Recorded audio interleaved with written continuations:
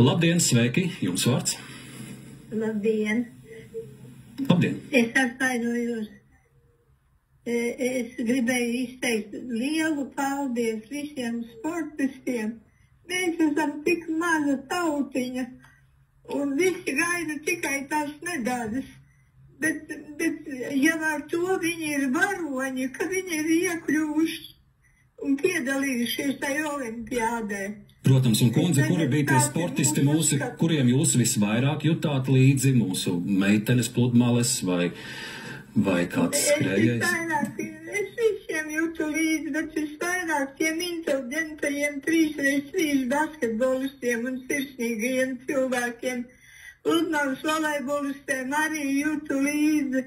Meitenes centās, cik varēja. Taču nevar jau ar pasaules čempioniem vinnēt. Citi nedara neko, staigā dzērdami un vēl kritizē.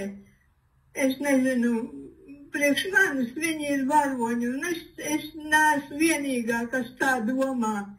Viņus vispār vajadzētu visus uzaicināt valdības pārstāvjiem, varbūt pat prezidentam un pateikties visiem. Tas ļoti iedvesmos viņus un arī pārējos.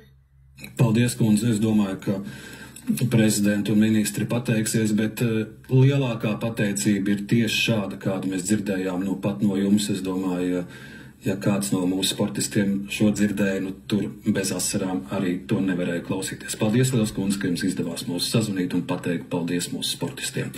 Nākamais klausītājs.